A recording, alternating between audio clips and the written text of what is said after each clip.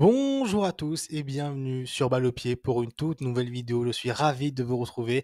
La première vraie vidéo de la chaîne qui sera dédiée à mes pronostics pour les quarts de finale de Champions League qui se déroulent cette semaine et la semaine prochaine. Et on va grandement en profiter. On a 4 affiches exceptionnelles entre le Real Madrid et Manchester City, le PSG et le FC Barcelone, Arsenal et le Bayern de Munich et enfin le Borussia Dortmund face à l'Atlético Madrid. Dans cette vidéo, vous allez retrouver pour chaque quart de finale l'historique entre ces deux équipes en Champions League, leur dynamique actuelle, leur parcours en Champions League cette saison, et enfin, selon les équipes probables et la configuration domicile-extérieur, mon pronostic qui je vois passer en demi-finale. Si cette vidéo vous a plu, n'hésitez pas à mettre un petit like et n'hésitez pas aussi à vous abonner pour retrouver du contenu foot. Je ferai certainement des débriefs de ces quarts de finale cette semaine et la semaine prochaine, donc n'hésitez pas à vous abonner. Mettez également dans les commentaires qui vous voyez passer en demi-finale. Sur ce, je vous laisse avec mes pronostics. Vive le foot. On va commencer ces pronos par ce match entre Manchester City et le Real Madrid, peut-être le quart de finale le plus attendu, match aller qui se dispute ce soir au Stade Santiago Bernabéu.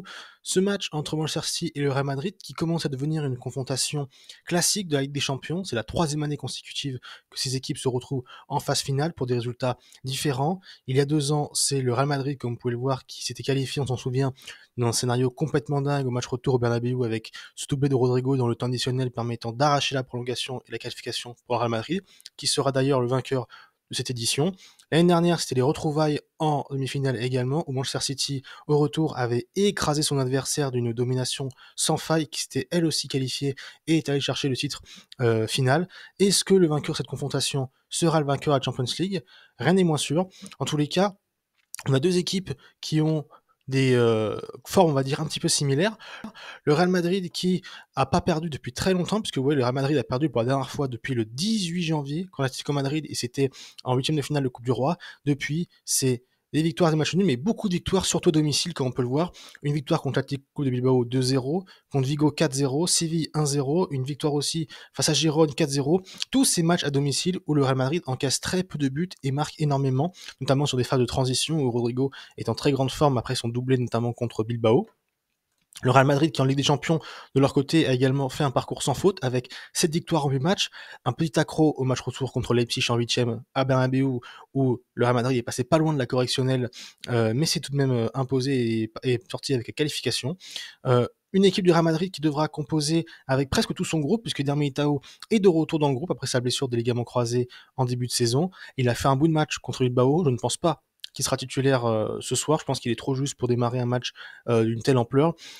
Toujours pas de David Alaba et de Thibaut Courtois côté Real Madrid, qui tous les deux sont blessés, notamment Thibaut Courtois, qui a fait une rechute.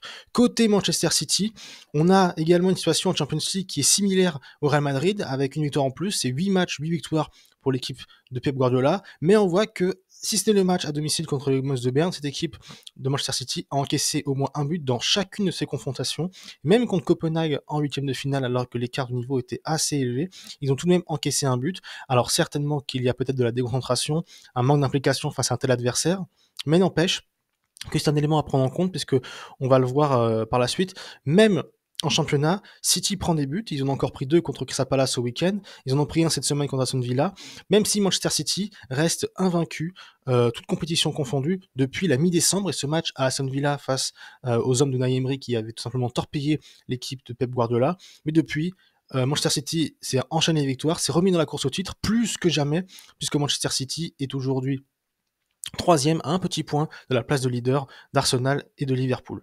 Alors, élément à prendre en compte qui sera important dans cette double confrontation, c'est évidemment les suspensions.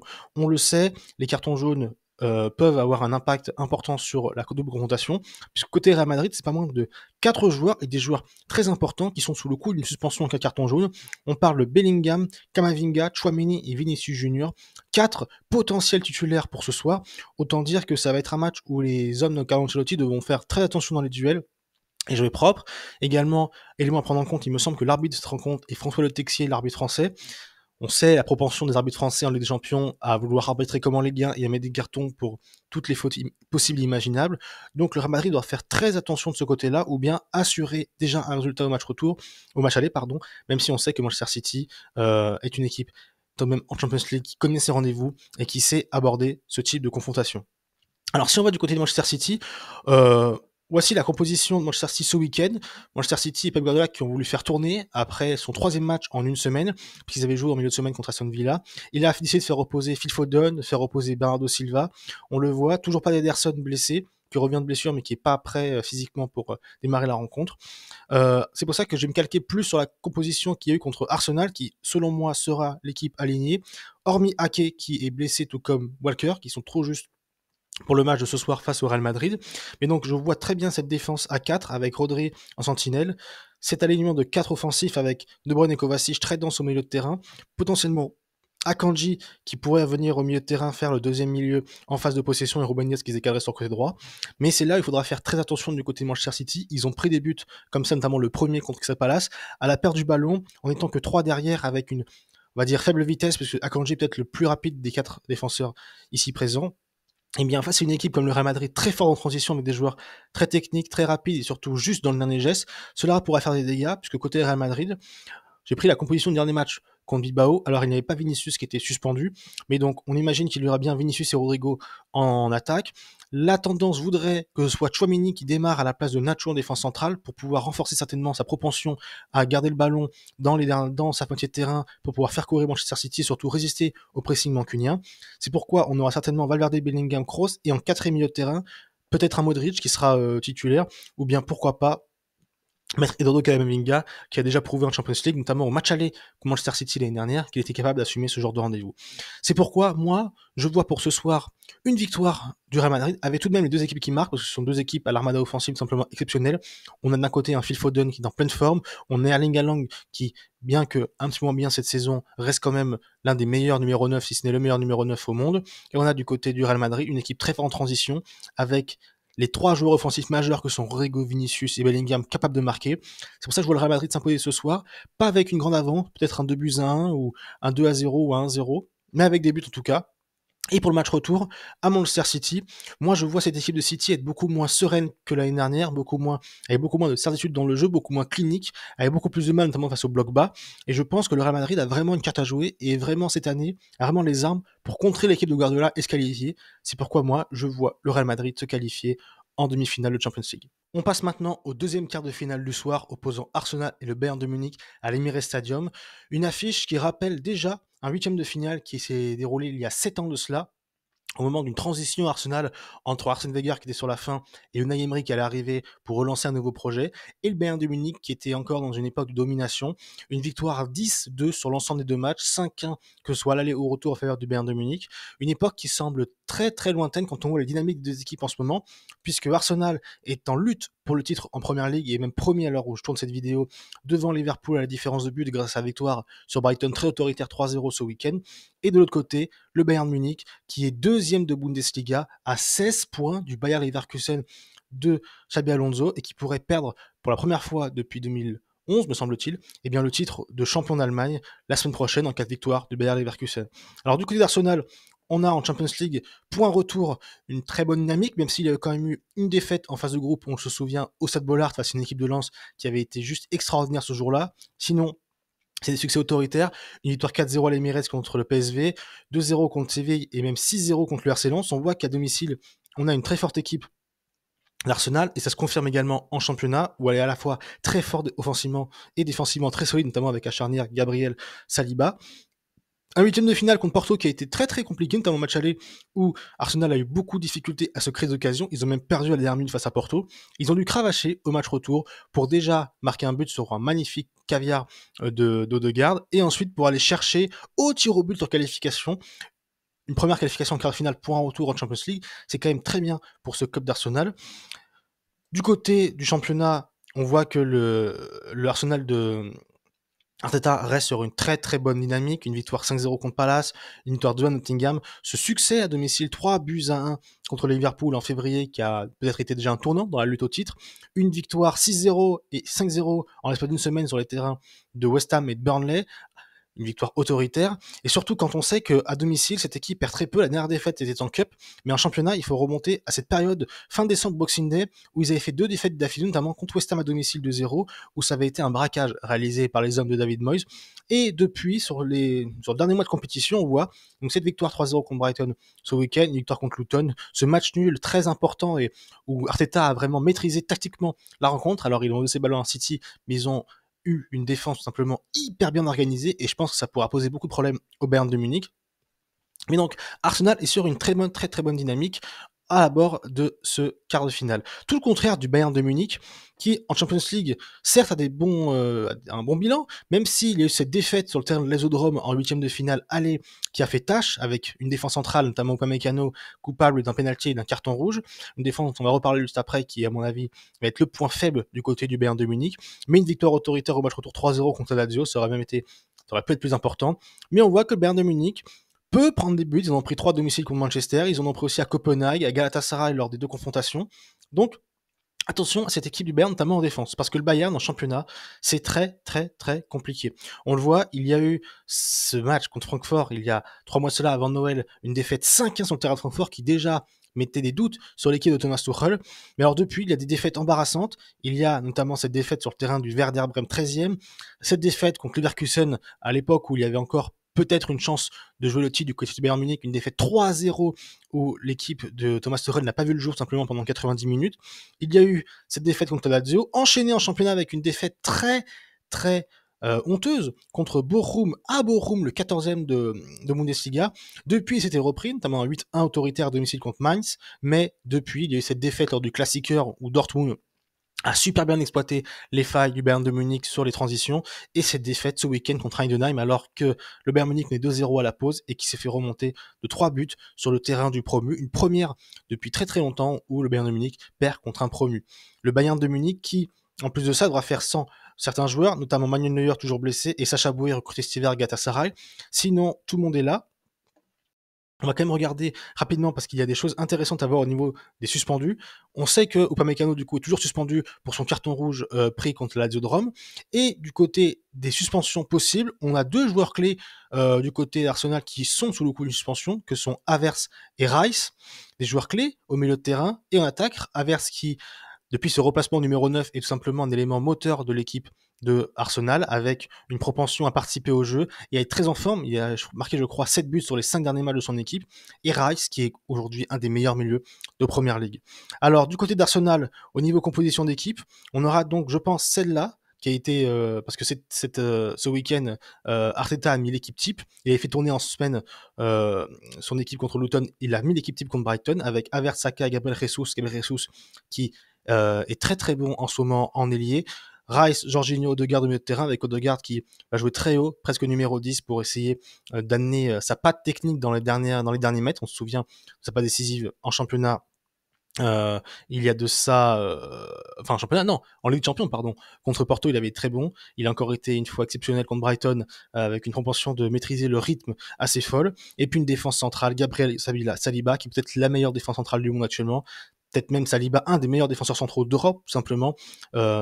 Peut-être que Didier Deschamps, j'espère, verra le match et repensera à ce qu'il a dit durant le dernier rassemblement sur William Saliba. Du côté du Bayern de Munich, la composition du week-end contre Heidenheim était la suivante, une très très belle équipe, mine de rien, avec Goretzka, Leimer en milieu de terrain. Leimer qui, je trouve, moi, n'a pas le niveau pour la Champions League. Il avait été déjà en difficulté contre Lazio, il était très en difficulté contre Dortmund dans le Classiqueur il y a une semaine. Attention aussi à cette charnière centrale Kim Min-jae Upamecano qui a été vraiment pas du tout rassurante, avec en plus Upamecano suspendu. On devrait avoir le retour de la charnière de Ligt d'ailleurs, en défense centrale. Il y a d'ailleurs qui sont donc du coup reposés ce week-end, même si Eric Dyer, je pense, pareil, avoir Eric Dyer en défense centrale du côté du Bayern de Munich, ce n'est pas normal pour aborder un quart de finale de Champions League, d'autant plus contre une équipe comme Arsenal. Évidemment, ce sera un match avec des buts, beaucoup de buts, je pense. Le match à retour est à l'Allianz Arena, ce qui est un point positif, je pense, pour le Bayern de Munich qui perd très peu à domicile, parce que ces deux dernières défaites en championnat sont à l'extérieur. Donc je vois bien un match aller où Arsenal va devoir beaucoup marquer, et je pense qu'ils sont capables de mettre 2, 3 ou même 4 buts à une défense très fébrile du Bayern Munich et qui n'arrive pas tout simplement à gérer les replis défensifs. On sait que ces offensifs sont très peu à même de faire un repli. Je pense à Thomas Müller qui est assez lent, à Serge Gnabry, Musiala ou même Sané qui sont toujours un peu à rechigner à la tâche. Et on a un milieu de terrain, je trouve, qui n'est pas assez consistant. Konrad Lammers et Lungoretzka. Lungoretzka est très loin de son niveau qu'il avait en 2020 sous Hansi Flick. Lammers n'a pas le niveau pour un quart de finale. Donc moi, je vois bien Arsenal l'emporter et même ne pas prendre de but au match aller. Une victoire 2 ou 3-0, c'est largement possible, et même pour vous dire, je le vois. Et au match retour, je pense que tout est possible.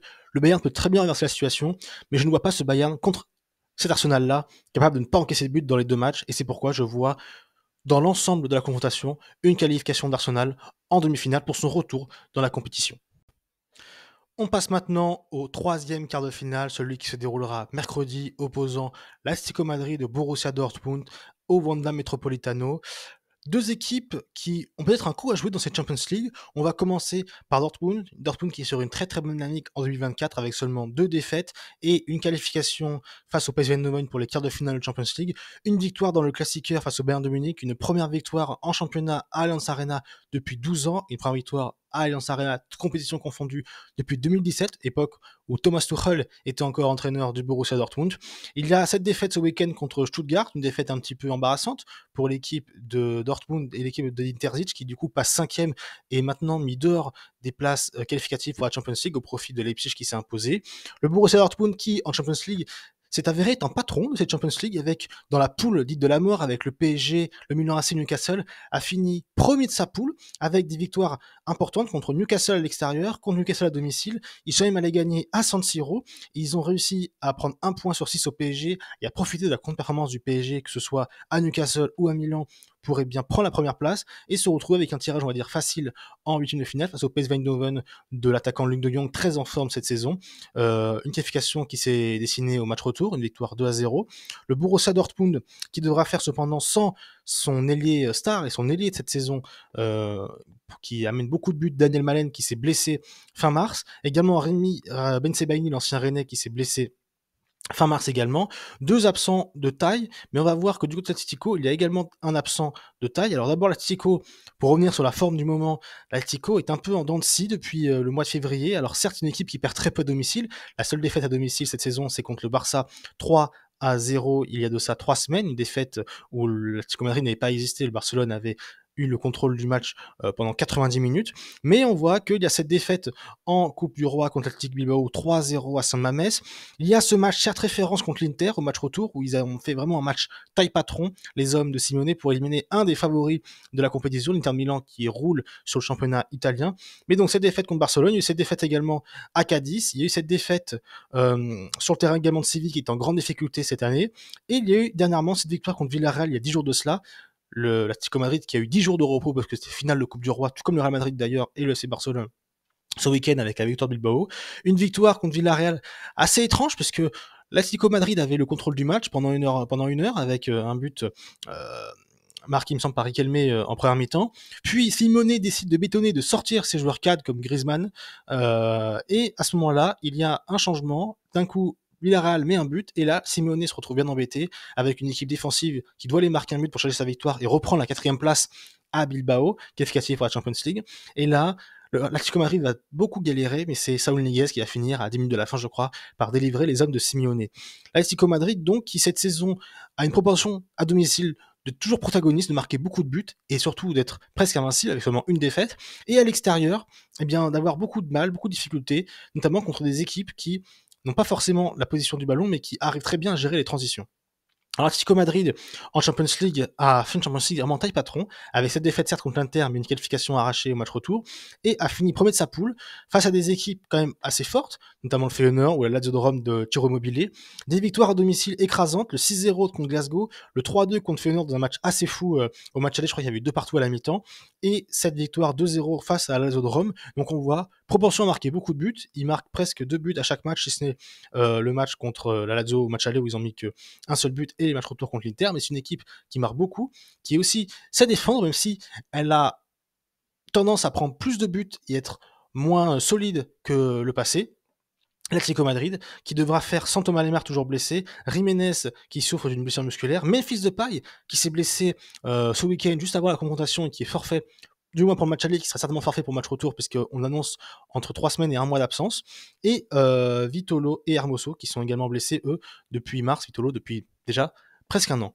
Alors, L'Atlético Madrid, de son côté, a une certaine proportion, comme j'ai dit, à domicile, à être protagoniste, à marquer beaucoup dans le jeu. 26 buts inscrits dans le jeu du côté de l'Atlético Madrid, à domicile. Et du côté de Borussia, à l'extérieur, c'est pareil.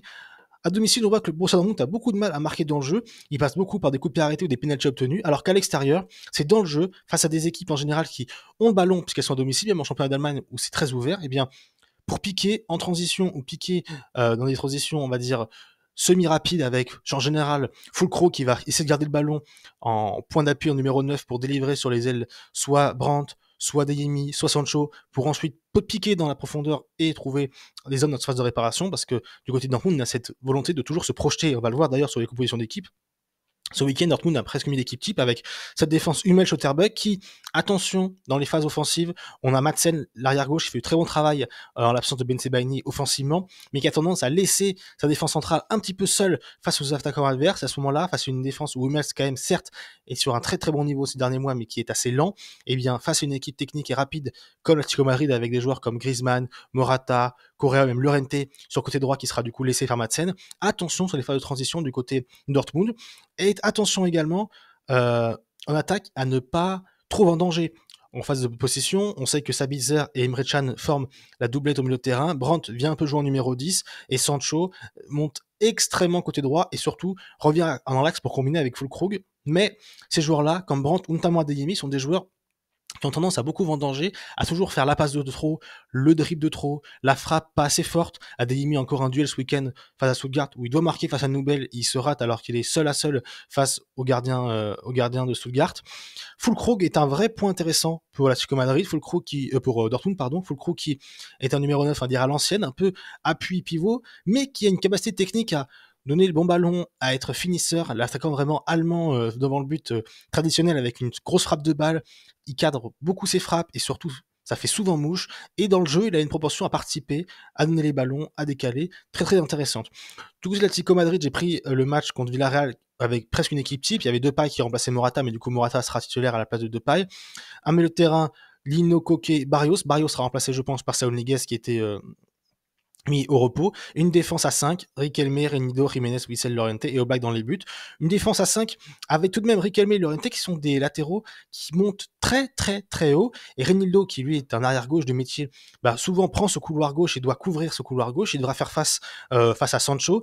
Un très très beau duel de vitesse parce que ces deux équipes ces deux joueurs en tout cas vont très très vite. Et donc ça va être intéressant de voir comment cette confrontation va être gérée, parce que Atletico Madrid, on le sait, a souvent la volonté au match aller de bétonner et de pas, on va dire, perdre le match pour ensuite aller l'emporter et jouer au retour. Là, le problème, c'est que le match aller est à domicile, au Wanda Metropolitano. Je ne pense pas que Simeone va vouloir bétonner à domicile. Je pense qu'il va vouloir prendre le jeu à son compte, va vouloir aller marquer des buts. Ils le feront. Je pense que dans les deux matchs, les deux équipes ont marqué, que ce soit l'aller ou au retour. Et je vois l'Atlético Madrid être en difficulté. Je pense qu'il y a une porte pour Dortmund. Moi, à titre personnel, je vois quand même l'Atlético Madrid se qualifier parce que l'Atlético Madrid, je trouve, a plus de talent intrinsèque que Dortmund. Mais avec un match retour au Signal Iduna Park, tout est possible, même si on sait qu'à domicile, souvent, c'est là que l'équipe de Dortmund a du mal face à des blocs bas. D'ailleurs, en Bundesliga, c'était le cas à Stuttgart qui les a vachement pris en contre-attaque et en transition ce week-end. Et bien, face à des blocs bas, l'équipe de Dortmund a souvent du mal à trouver la solution et a souvent cette propension à se jeter vers le but adverse parce qu'ils sont en manque de solution et laisser la défense aux abois face aux offensifs adverses, excusez-moi, en transition. C'est pourquoi, moi je vois sur deux confrontations deux équipes qui marquent dans les deux matchs, mais une victoire finale, une qualification demi-finale de l'Atlético Madrid dans ce quart de finale de Champions League. Et on passe maintenant au dernier quart de finale, celui que tout le monde attend, notamment en France, ce quart de finale entre le Paris Saint-Germain et le FC Barcelone, avec ce premier match mercredi au Parc des Princes. Ce match PSG-Barça, cette confrontation qu'on a vue à de nombreuses reprises depuis 2012 et l'arrivée du Qatar au PSG, on l'a vu en phase de poule, on l'a vu en quart de finale lors de la première série des Champions du PSG, et depuis 2017 avec cette remontada, il y a ce fantasme de la confrontation PSG-Barcelone. Il y a eu un épisode en 2021 où le PSG avait surclassé notamment au Camp Nou avec ce triple de Mbappé le FC Barcelone, mais cette année avec une équipe du PSG que certains annoncent avec de beaucoup moins grosses individualités performantes avec les départs de Neymar, de Messi, de Verratti, et un Barcelone qui renaît depuis quelques matchs avec Xavi et reprend un petit peu le contrôle de son jeu, et bien une confrontation très intéressante. On va commencer par le PSG qui en Champions League, a souvent eu du mal à se déplacer à l'extérieur, et ça va être important quand on sait que le match retour se dispute à Barcelone. Une défaite 4-1 sur le terrain de Newcastle, une défaite 2-1 sur le terrain de Milan AC, et une première place acquise à la dernière journée avec un match nul contre le Borussia Dortmund pour finir deuxième de la poule et affronter en huitième de finale la Real Sociedad, une équipe surprise qu'on annonçait peut-être faire tomber le PSG, mais le PSG a assumé son statut de favori avec un Kylian Mbappé qui a été resplendissant et Luis Enrique qui a réussi à maîtriser les assauts de l'équipe basque. Le PSG qui, en championnat, est une équipe très solide avec 10 points d'avance sur Brest deuxième et qui surtout n'a pas perdu en championnat depuis septembre, et c'était une défaite 3-2 en début de saison face au Nice de Farioli qui à ce moment-là était dans une phase ascendante avec de très bonnes performances, de très bons résultats puisque Nice se battait avec Paris pour la première place, et depuis c'est zéro défaite en championnat. Il y a eu 2 défaites en Champions League, comme je vous l'ai dit. La dernière en date à San Siro, le 7 décembre contre le Milan AC, 2-1. Mais depuis, c'est aucune défaite pour le PSG. 4 mois d'invincibilité et des matchs récents, notamment importants, avec cette victoire 6-2 sur le terrain de Montpellier, cette victoire 3-0 au Vélodrome dans le Classico, une victoire sur le Stade Rennais en demi-finale de Coupe de France, où le Stade Rennais a été vraiment en difficulté face au PSG qui a émis l'équipe type, et un match nul contre Clermont, mais à relativiser avec Luis Enrique qui avait fait énormément tourner son effectif. Du côté du Barça, on a un effectif cette année peut-être taillé pour la Champions League avec de la profondeur, avec des joueurs de talent, des joueurs qui ont retrouvé aussi leur niveau. On pense à Lewandowski qui, sur cette année 2024, est très performant. On pense à Lamine Yamal qui est une pépite barcelonaise et qui est en train de devenir un phénomène du foot mondial avec notamment son match au Bernabéu contre le Brésil. Le FC Barcelone qui en Champions League a eu des remous en phase de groupe. Alors certes, à cette défaite contre le Royal Antwerp en dernière journée de Champions League, mais il s'est déjà qualifié, donc on peut peut-être passer outre. Mais cette défaite quand même sur le terrain du Shakhtar Donetsk, qui va poser des questions, même si on voit qu'à domicile, ça reste très solide avec sa victoire 5-0 contre Antwerp, sa victoire contre le Shakhtar et aussi cette victoire contre Porto, et cette victoire à domicile aussi contre Napoli. 4 matchs, 4 victoires en Champions League à domicile. Le FC Barcelone qui, en ce huitième de finale, avait fait jeu égal avec Naples au match aller au San Paolo, mais au match retour, avait contrôlé le jeu, avait été très efficace offensivement, avait réussi défensivement à cadenasser Osimhen. On pense à Koubarsi, le jeune de 17 ans, qui sera certainement titulaire d'ailleurs demain, qui a vraiment quelque chose pour son jeune âge et qui peut être un élément clé de la double confrontation du côté de Barcelone. Barcelone qui en plus en championnat n'a pas perdu depuis très longtemps, puisque c'est depuis janvier, et cette défaite assez incroyable à domicile, 5-3 contre le Villarreal de Marcelino, qui était en grande difficulté à l'époque. Depuis, ils enchaînent, ils arrivent à être très bons à domicile, à marquer des buts sans trop en prendre. Alors, ils en ont pris 3, certes, contre Grenade pour faire ce match nul un petit peu fou, mais ils ont battu Retafe 4-0 récemment, ils ont battu Mallorca 1-0, ils ont pris qu'un but contre Napoli. Il y a cette victoire fondamentale, et cette victoire qui marque peut-être un tournant dans cette fin de saison pour le Barcelone de Xavi, avec cette victoire 3-0 sur le terrain de l'Atlético Madrid, pour infliger la première défaite de l'Atlético au Wanda Metropolitano cette saison. Et cette victoire contre Las Palmas 1-0, qui peut-être montre le défaut du Barça cette saison, en tout cas dans beaucoup de matchs, c'est cette propension à ne pas être assez efficace devant le but, de nombreuses occasions, Lewandowski qui fait le mauvais choix, Rafinha qui a toujours, un petit peu comme Dembélé du côté du Paris Saint-Germain, cette propension à ne pas être efficace devant le but. On a aussi Joe Félix qui a un raté immanquable en fin de match. Donc attention à ça du côté du Barça. Du côté du Barça aussi, alors là c'est l'effectif, mais du côté des blessés, on va le voir, il n'y en a plus beaucoup. Gavi et Alejandro Balde, évidemment, sont blessés. Gavi les deux en tout cas jusqu'à la fin de saison. Mais Pedri n'est plus blessé, de retour dans le groupe du FC Barcelone pour la double confrontation. Il ne devrait pas jouer demain face au PSG pour ne pas prendre de risques, mais il pourrait être là au match retour. Également le retour de Christensen et de Frankie de Jong. Frankie de Jong qui peut-être même postule et ne pas être titulaire demain. Je ne pense pas que Xavi le fera pour pas prendre de risques, mais en tout cas, le Barça retrouve presque entièrement son milieu de terrain. Et quand on sait l'importance du contrôle du milieu de terrain dans un match de foot, surtout dans un match entre le PSG et le Barça avec Luis Enrique du côté du PSG, un coach qui aime avoir le contrôle du ballon, notamment au milieu de terrain, et il le renforce pour ça avec Hakimi côté droit qui remonte dans l'axe, ça montre que du côté du Barça, ça peut être une force. Alors, du côté des compositions d'équipe, on va avoir du côté du Barça, eh bien, je pense, un 4-3 classique avec Koundé qui devrait être réaxé, Koubarsi décalé à gauche à la place de Martinez, Cancelo à gauche, et ce décalage fait entre Koundé et Koubarsi pour mettre côté droit Araujo qui pourra contrôler la vitesse de Mbappé et physiquement résister à l'ailier français. Un milieu de terrain, Gundogan, Sergio Roberto et je pense Christensen qui sera mis. Je ne pense pas que De Jong sera titulaire. Il y aura trop de risques à prendre pour un joueur qui revient de blessure d'être tout de suite mis dans le bain d'un match et d'un quart de finale de Champions League. Et une attaque, Lamine Yamal, Lewandowski, Rafinha, qui devrait être ultra efficace dans les occasions qu'ils auront pour pouvoir avoir une chance dans cette double confrontation. Du côté du PSG, j'ai pris la composition de Rennes, qui à mon avis sera l'équipe type, puisque on le sait, il a fait tourner ce week-end contre Clermont énormément, le coach Luis Enrique. Cette équipe qui va ressembler à ça, avec Nuno Mendes, Lucas Hernandez Marquinhos en défense, Skriniar, il ne faut absolument pas que Luis Enrique le mette, puisque c'est un élément négatif pour le PSG. On est très loin du Milan Skriniar de l'Inter de Milan, qui, je trouve, est assez lent, est assez peu sûr, balle au pied, physiquement aussi en difficulté. Et côté droit, ce ne sera pas Hakimi. La question se pose, est-ce qu'on met quand même Skriniar en défense centrale et on décale Marquinhos, ou alors, pour pas prendre ce risque, on fait descendre Zaïre Emery, on le met côté droit, parce que Hakimi est suspendu pour le match aller après son carton jaune à Dortmund, ce qui ferait qu'on aurait alors Fabien Ruiz, Vitinha et un poste vacant au milieu de terrain. Qui mettre quand Inglis sera certainement dans le trait d'attaque avec Dembélé et Mbappé, Dembélé qui est très intéressant depuis son repositionnement en numéro 10, même si ça pêche toujours à la finition. Les solutions côté PSG, ça pourrait être de mettre Dani Pereira du coup au milieu de terrain, qui est peut-être le poste qui lui correspond le mieux, plutôt que de jouer en défense centrale, ou alors mettre Marquinhos à gauche et mettre en défense centrale Danilo Pereira, à droite, Marquinhos à droite, pardon, Danilo Pereira en défense centrale, et peut-être laisser la possibilité de mettre un Asensio, ou mettre un Ugarte peut-être, même si Ugarte, on le voit, est beaucoup moins utilisé par Luis Enrique ces derniers temps. Donc ça va être une clé aussi du côté du PSG de comment remplacer Hakimi côté droit où je vous rappelle il y a Rafinha, ou peut-être la Yamal si Xavi décide d'inverser pour créer du danger du côté barcelonais. Alors je pense que le match aller sera assez fermé. Je vois pas énormément de buts parce que je vois une équipe du Barça assez solide défensivement ces derniers temps et une équipe du Barça aussi offensivement qui, d'autant plus face à une équipe comme le PSG, qui peut-être, je pense, aura plus le contrôle du ballon à domicile, avoir une difficulté à se projeter devant le but de Donnarumma. Et un match retour où le Barça à domicile est très fort, réussit à dominer ses adversaires. Et donc moi, alors, je suis supporter marseillais, j'essaie quand même de rester un minimum objectif. Je vois le PSG capable de se qualifier, mais je vois moi un match aller très serré, avec peut-être un match nul 0-0 un partout, pas hyper spectaculaire, mais un match retour où je pense que le Barça va vouloir asseoir son autorité et se qualifier face au PSG. On aurait alors des demi-finales assez excitantes.